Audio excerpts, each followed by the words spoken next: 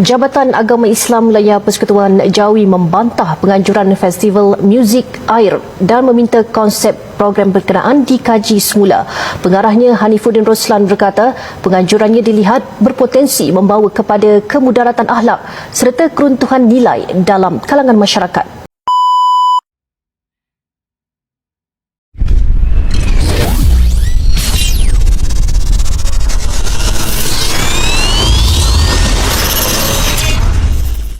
Sangat mengharapkan bukan sekadar menteri, tetapi yang paling penting adalah Perdana Menteri. Orang yang saya kira paling berkuasa untuk menghentikan program yang akan berlangsung pada esok pagi. Beliau adalah sebagai seorang Muslim yang dilantik, yang diberi kepercayaan oleh kebanyakan orang Islam di negara kita ini melantik beliau untuk menjadi Perdana Menteri, maka beliau kena menggunakan kuasa yang ada untuk menghentikan.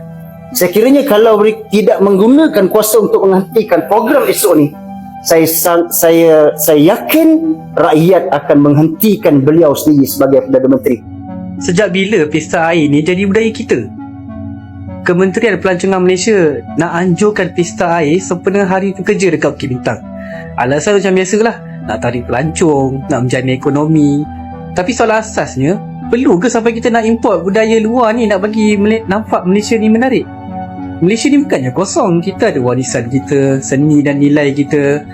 Jadi masalahnya bila ekonomi dijadikan alasan utama, kita mulalah nak kompromi sikit demi sikit. Hari ni sekadar hiburan, esok normalisasi, lusa kita dah tak kenal dah kita ni siapa diri kita ni.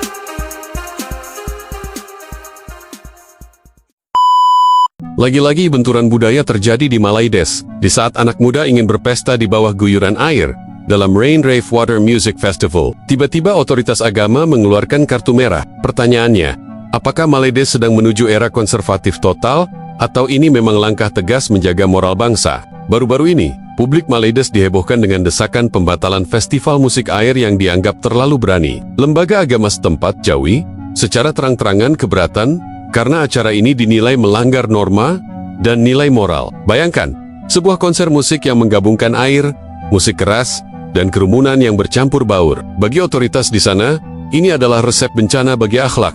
Ini bukan pertama kalinya Malaides bersikap dingin terhadap hiburan luar. Kita masih ingat bagaimana aturan konser diperketat sebelumnya. Di satu sisi, banyak yang menganggap ini adalah langkah protektif untuk menjaga identitas negara. Tapi di sisi lain, industri hiburan mereka mulai menjerit karena merasa ruang geraknya semakin sempit.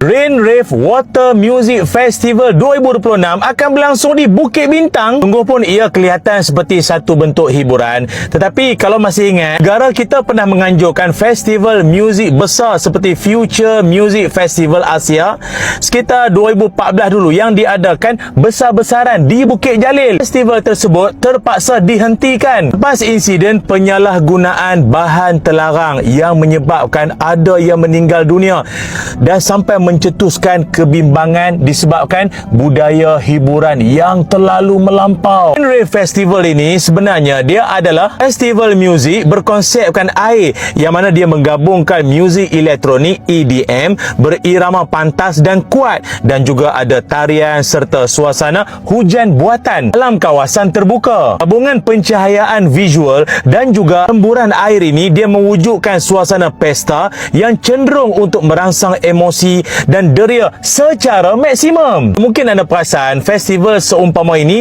dia seakan-akan seperti pesta air Songkran di Thailand. Asalnya ianya merupakan tradisi khusus untuk kaum Buddha sempena menyambut tahun baru.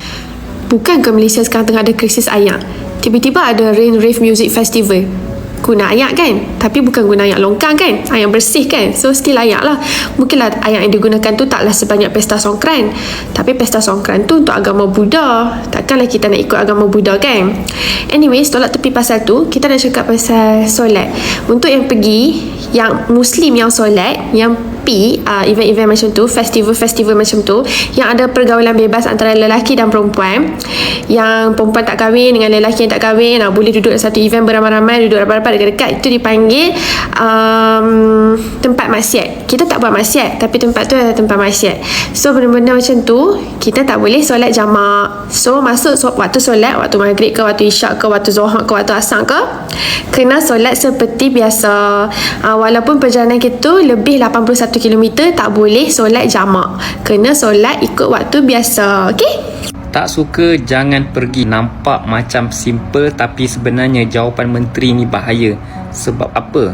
Pertama, ini bukan isu suka ke tak suka. Ini adalah acara awam, guna kelulusan, guna bajet negara, duit rakyat dan ada kesan kepada masyarakat. Kalau semua benda kita jawab tak suka jangan pergi, nanti banyak benda boleh lulus. Tak perlu fikir kesan, tak perlu fikir sensitivity. Kedua, apabila rakyat bersuara, itu bukan rungutan kosong, itu tanda mereka peduli dan cakna. Tapi kalau menteri jawab tak suka jangan pergi, itu bukan jawapan, itu macam suruh rakyat diam, macam nak cakap pada rakyat, aku menteri ke kau yang menteri. Ketiga, dan ini yang paling penting, soal kebebasan. Memang kita hormat, tetapi kebebasan mesti ada batasan. Kalau semua benda nak justify dengan freedom, apa jadi dengan nilai masyarakat? Apa jadi dengan sensitivity agama? Apa jadi dengan identiti negara? Pemimpin bukan kerja dia jawab macam netizen. Pemimpin tugas dia fikir segenap aspek baik buruk kepada masyarakat dan negara. Kalau semua benda nak simplify jadi tak suka jangan pergi, baik tak payah jadi pemimpin. Dan saya Muhammad Firdaus Salihuddin, saya buat video dan ajak anda semua buat video kita bantah Festival Muzik Air Rain Rave 2026.